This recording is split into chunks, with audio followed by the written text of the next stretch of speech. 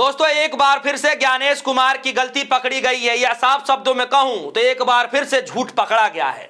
और यह झूठ जनता के सामने तो कहा ही गया, बल्कि खुद सुप्रीम कोर्ट के अंदर, सुप्रीम कोर्ट के सामने चुनाव आयोग ने यह मान लिया कि भैया जो डुप्लीकेट पकड़ने वाला जो सॉफ्टवेयर है वो इतना खराब है कि उसको लागू ही नहीं किया जा सकता, उसको उपयोग में ही नहीं लिया जा सकता। याद करिएगा, बिहार के अंदर एसआईआर की प्रक्रिया जब शुरुआत हुई तो काफी ज्यादा हल्ला मचा कि इलेक्शन कमीशन को जो है, चुनाव आयोग को जो है, उस डुप्लीकेट वोटर पकड़ने वाले सॉफ्टवेयर को लागू कर देना चाहिए, जिससे बड़ा आसानी होगा। और उसको लागू नहीं किया जाता है और यह कहा गया कि आप इसको लागू क्यों नहीं कर रहे हैं, तो चुनाव आयोग ने कोई जवाब नहीं दिया।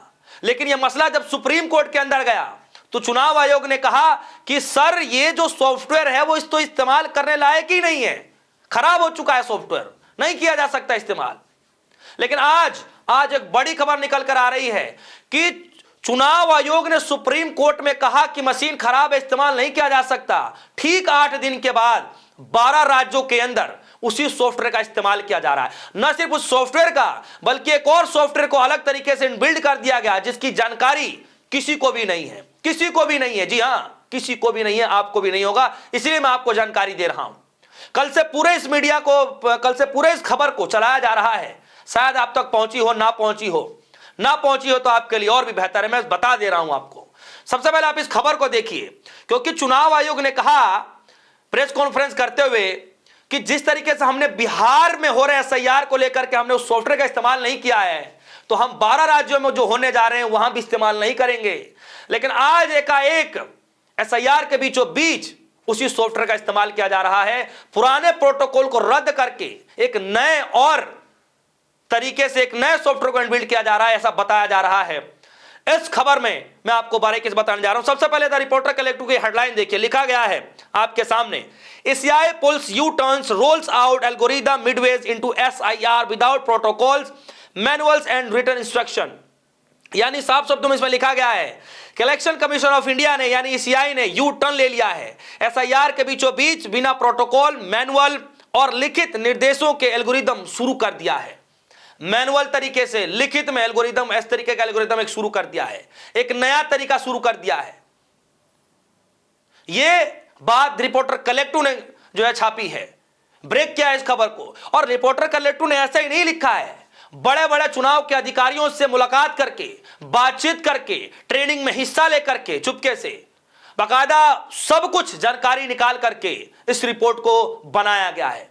लिखा गया है, जरा खबर में चलते, लिखा गया है, supreme court ECI abruptly reactivated its 412 states but scrapped the established protocol for its safe use. It's also deployed a second undocumented algorithm without a written protocol. यानी यहां लिखा गया है कि बिना किसी रिटर्न प्रोटोकॉल को इसको लागू कर दिया गया। और लिखा गया है सुप्रीम कोर्ट को बताने के महज 8 दिन के बाद 12 राज्यों में जो एसआईआर की प्रक्रिया खत्म होने के कगार पर है, बीचों बीच अचानक से चुनाव आयोग ने उस डुप्लीकेट वोटर पकड़ने वाले सॉफ्टवेयर का इस्तेमाल करना शुरू कर दिया है। और साथ ही साथ इसमें लिखा गया है कि बिना बने जो पुराने प्रोटोकॉल जो बने हुए थे उसको रद्द कर दिया, और साथ ही में एक दूसरा अनडॉक्यूमेंटेड एल्गोरिदम भी बिना लिखित प्रोटोकॉल को लगा दिया है। जी हां, यह खबर निकल कर आ रही है। सोचिए कि चुनाव आयोग ने उस वक्त क्या कहा था, ज्ञानेश कुमार जी ने उस वक्त क्या कहा था, और अब क्या कर रहे हैं। आखिर ऐसी क्या मजबूरी आ पड़ी। और सबसे बड़ी गंभीर बात यहां पर यह है कि सुप्रीम कोर्ट के सामने कहा क्या जाता है और दबे जुबान, दबे पांव, चुपके से रातों रात अचानक एकाएक इसको लागू भी कर दिया जाता है। तो फिर 12 राज्यों में आप इस सॉफ्टवेयर का इस्तेमाल कर रहे हैं, बिहार के अंदर तो नहीं किया आपने, तो फिर यह भेदभाव क्यों। और मत भूलिए दोस्तों, मैं आपको बता दूं कि बिहार के अंदर एसआईआर की प्रक्रिया के तहत इस सॉफ्टवेयर का इस्तेमाल ना होने की वजह से द रिपोर्टर कलेक्टिव ने ही खबर बनाई थी कि तकरीबन 14.5 लाख से ज्यादा संदिग्ध वोटर पाए गए। इस पर बाकायदा खबर बनाई गई। मैं आगे आपको खबर बताऊंगा, हो सकता है कि मेरा डेटा ऊपर नीचे हो जाए, लेकिन यह सच है कि द रिपोर्टर कलेक्टिव ने बाकायदा इस सॉफ्टवेयर का इस्तेमाल ना होने की वजह से कई लाख संदिग्ध वोटर पाए वोटर लिस्ट के माध्यम से। मैं आगे खबर बताऊंगा।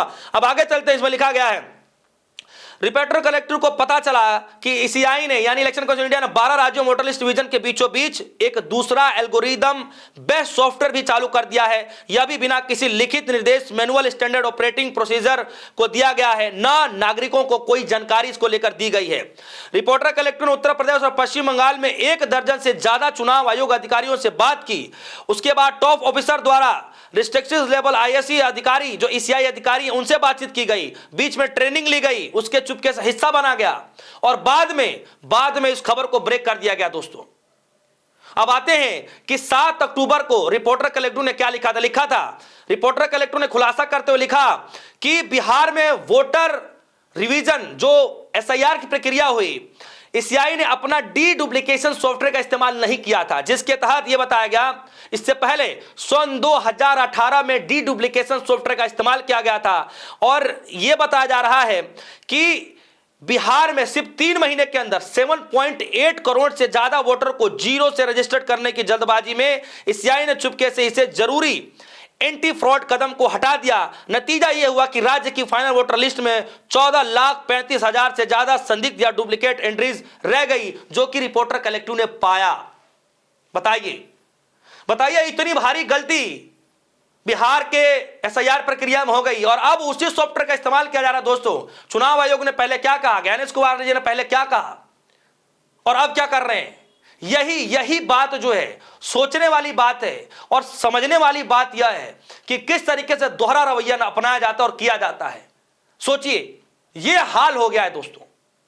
और मैं आगे आपको बताऊं, ये जो आप देख रहे हैं ये पोस्टर, ईसीआई ने 24 नवंबर को सुप्रीम कोर्ट को बताया कि डी डुप्लीकेशन हटाने वाला सॉफ्टवेयर खराब है। ये जरा देखिए, ये वो पैटर्न है, ये वो कटिंग है।